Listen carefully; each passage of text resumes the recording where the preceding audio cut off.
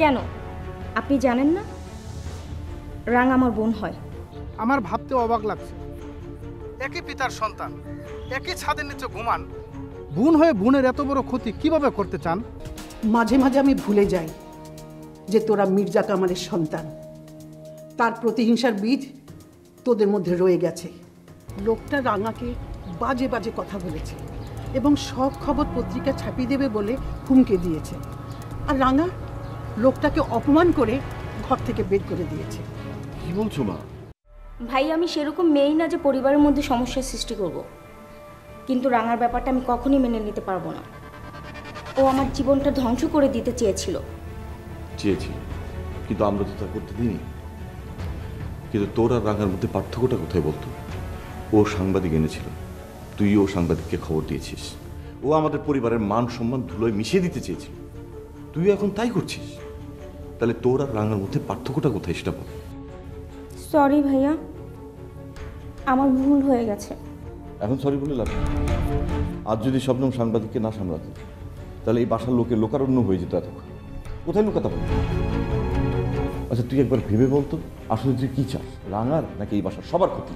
এইসব কি বলছো ভাইয়া? আমি বাসার ক্ষতি চাইবো কেন?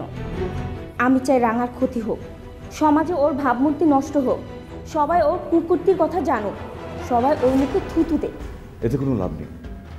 রাঙার যা শাস্তি পাওয়ার সে পেয়ে গেছে। লোকের কথায় ওর আর এখন কিছুই আসে যায় না। আর তোর এসব কার্যকলাপ এখন শুধু আমাদেরই হয়রানি হয়। সরি ভাইয়া, আমাকে মাফ করে দাও। কিসের তো মাপ চাই হচ্ছে? তা জেনে তোর কাজ কি? বুঝতে পেরেছি, তোমার বোন নিশ্চয়ই আবার কোনো অকারেন্স ঘটিয়েছে। কি চুরি টুরি করে বসেছ নি তো আবার? দেখো ভাইয়া দেখো, আর এদের জন্যই তুমি আমাকে শাসন করো, আমাকে বকাঝকা করো। আমাদের জন্য বোঝাচ্ছে মানে? তুই আবার আমাদের নিয়ে কি করলি? নিশ্চয়ই কোনো ঘটনা ঘটিয়েছিস। পারমিতা, তোকেও আমি ছাড়বো না। শুধুমাত্র ভাইয়ার সামনে দেখে তোকে আমি ছেড়ে দিলাম। তোকে আমি ঘর থেকে বের করেই ছাড়বো। পারমিতা, তুই তোর রুমে যা।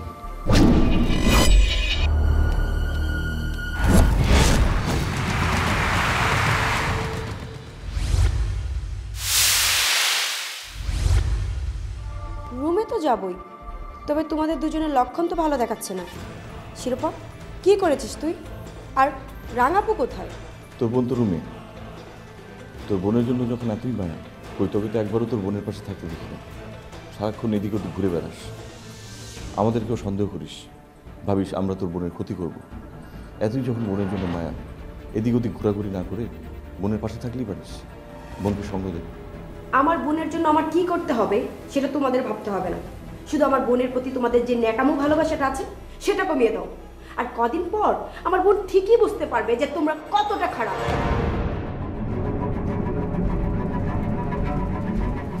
সরি ভাইয়া, এরকম ভুল আর কখনই হবে না। ঠিক আছে।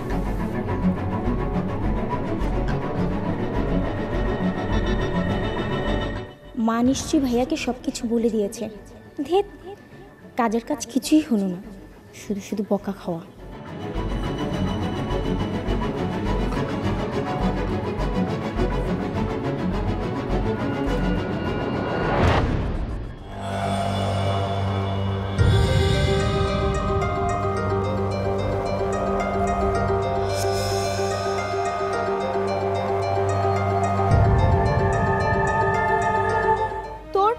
তোর এত সাহস হয়েছে, তুই বাসায় সাংবাদিক ডেকে নিয়ে আসছিস? হ্যাঁ হয়েছে, তোদেরও তো সাহস কম ছিল না। তোরা কি বাসায় সাংবাদিক ডেকে আনিসনি? আমার বোনটা বারবার সুইসাইড করতে চাচ্ছে, আর এই সময় যদি তার এসব কথাবার্তা পত্রিকায় আসে তাহলে কি তাকে কেউ বাঁচাতে পারবে? মরে না কেন তোর বোন? তোর বোনের নামে তো কিচ্ছা কাহিনী কম হয়নি। ছি ছি, তোর বোনের জায়গা আমি হলে অনেক আগেই সুইসাইড করতাম। কিচ্ছা কাহিনীর প্রয়োজন নেই। তুই সবসময় চাস আমি আর আমার বোনটা মরে যাই, তাহলে তো তোদের পথটা একদম ক্লিয়ার হয়ে যায়। আর শোন, তুই বাসায় সাংবাদিক ডেকে নিয়ে এসে বড় ভুল করলি। এতে শুধু তুই নিজেরই ক্ষতি করলি, বিপদ ডেকে আনলি। কেন? কি করবি তুই আমাকে? আবার জেলে পাঠাবি? পাঠা না, দেখি তোর কত বড় সাহস। একবার তো চুরির দায়ে তোর বোন আমাকে জেলে পাঠিয়েছিল, কিন্তু তখন তাকে কিছুই বলিনি। এবার পাঠিয়ে দেখ, তোর বোনের চেয়ে তোর অবস্থা অনেক বেশি খারাপ করব।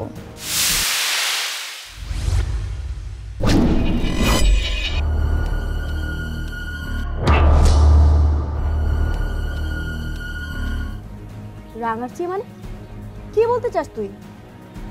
ও তার মানে তুই ইচ্ছে করে রাঙার এই অবস্থা করেছিস। শোন শিরোপা, তোর এই প্রতিহিংসার কারণে আজকে আমার বোনের এই অবস্থা। আমি যদি প্রতিহিংসার কারণে এই ধরনের ঘটনা ঘটাতাম তাহলে অনেক শান্তি পেতাম, কিন্তু আমার দুর্ভাগ্য আমি কাজটা করতে পারিনি। তোর বোন মানুষের সাথে এতই খারাপ ব্যবহার করেছে যে আল্লাহ তাকে শাস্তি দিয়ে দিয়েছে। তোর বোন এখন কি শাস্তি পাচ্ছে? কয়দিন পর থেকে আরো অনেক বেশি শাস্তি পাবে। আমাকে রাঙা ভাবিস না, আমি রাঙা না যে বারবার চান্স নিবি। আমি পারমিতা। একবার তো চুরির দায়ে ধরা পড়ে সুইসাইড করতে গিয়েছিলি, এখন তোর এমন অবস্থা করব সুইসাইড করারও টাইম পাবি না।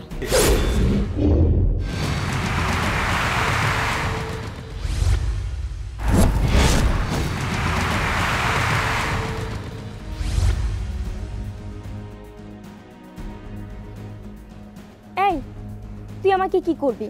পারলে করে দেখা না। এত হুমকি দিস না। আরে যা যা। শোন, এখন আর আমি তোদের গণায় ধরি না।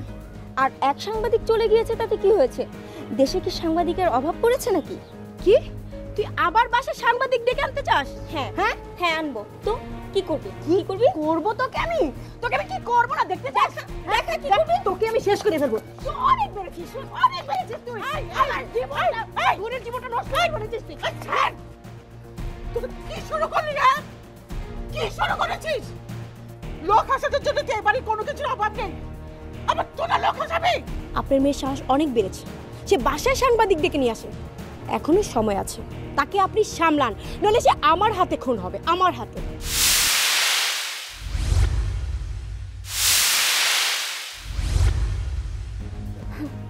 তুই কি মনে করেছিস তোর হাতে খুন হওয়ার জন্য আমি হাত পা গুটিয়ে বসে থাকবো? না, আমিও তোকে খুন করব। দেখলেন তো আপনার মেয়ে কি বললো? আর এখন কেন দেখবেন? আপনারা তো সবাই যৌথ হয়ে একসাথে কাজ করছেন। বাজে কথা বলো না। সাংবাদিক যখন এসেছিল তখন তুমি ছিলে না, আমরা সব সামলেই নিয়েছি। আর তোমার কথা যদি সত্য হতো তাহলে এতক্ষণে রাঙার খবর পত্রিকায় ছাপা হয়ে যেত। সেটাই ভালো হতো মা, সব পত্রিকায় ছাপা হতো। দেখলে না, কিছু করলেও দোষ, না করলেও দোষ। তোরা কিছু করিসনি সেটা সবাইকে বিশ্বাস করাতে পারবি, কিন্তু আমাকে বিশ্বাস করাতে পারবি না। রাঙাপুর জীবনে রাজিন এসেছে শুধু তোদের কাজসাজির কারণে। তার কষ্টের পিছনে এখন তোদেরই হাত আছে।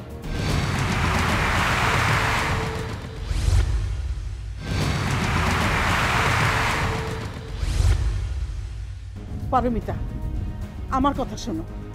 যা হওয়ার তা তো হয়ে গেছে, এখন চিৎকার চেঁচামেচি করে কি লাভ? আমি সমস্যার সমাধান করব না তোমাদের সামলাবো? আয় শিরোপা, তুই তোর ঘরে যা। তুই একটা আমার বিরাট ঝামেলা হয়ে দাঁড়িয়েছিস, যা।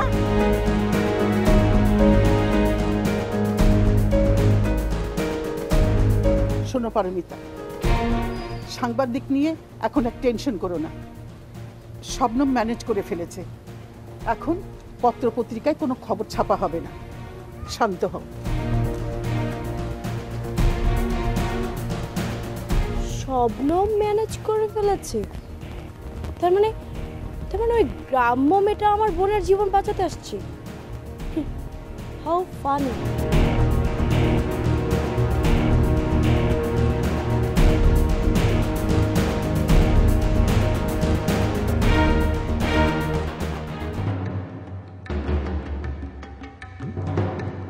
সামনে তো পুরা যুদ্ধ, যুদ্ধে কার পক্ষ নেই?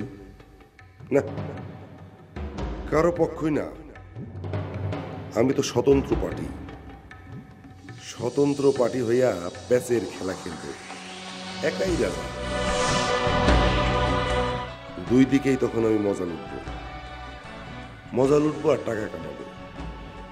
এই যুদ্ধে আমার তো কোনো লাভ নাই, আমি শুধু ফায়দা লুটব।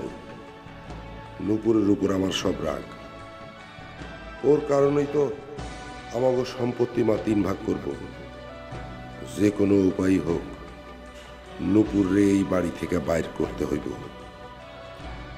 আর রাঙারে আনতে হইব এই ঘরে বউ করে। মজাই মজা, পুরা বাড়িতে একটা ঝড় উঠব। তখন নূপুর তো আর রাঙার সতীন হইয়া এই বাড়িতে থাকতে পারবো না। বিকনের পক্ষ নিয়ে দেখি, ওরে ফোন করে একটা খোঁচা মারি।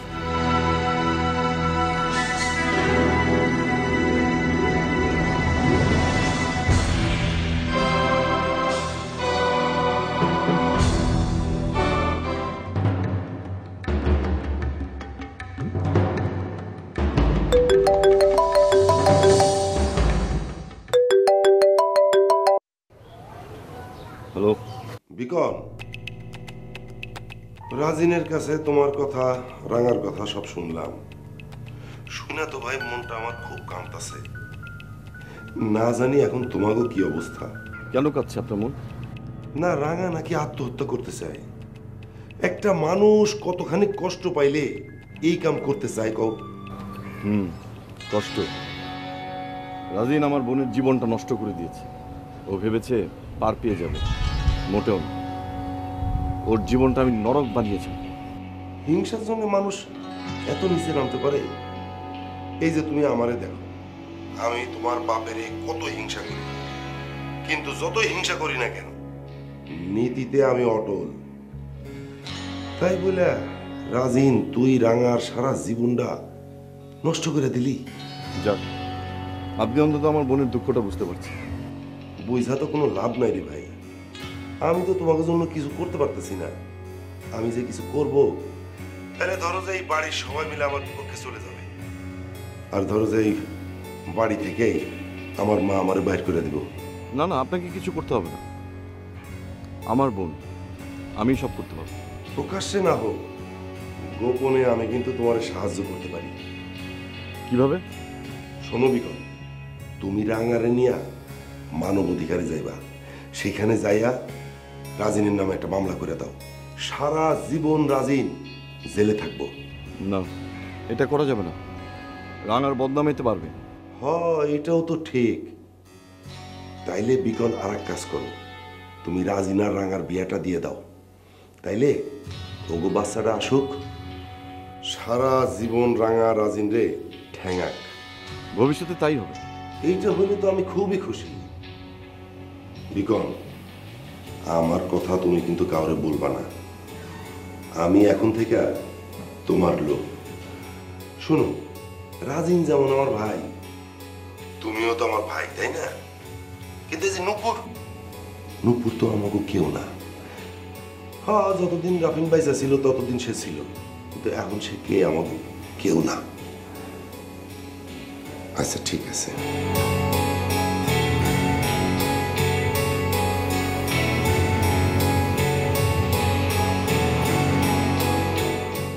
যাক, 2 নৌকায় একসাথে পা দিলাম। এখন তো 2টা নৌকায় সমান তালে চালাইতে হইব। তাল কাটা যাবে না, তাইলে পানিতে পড়ে যাব।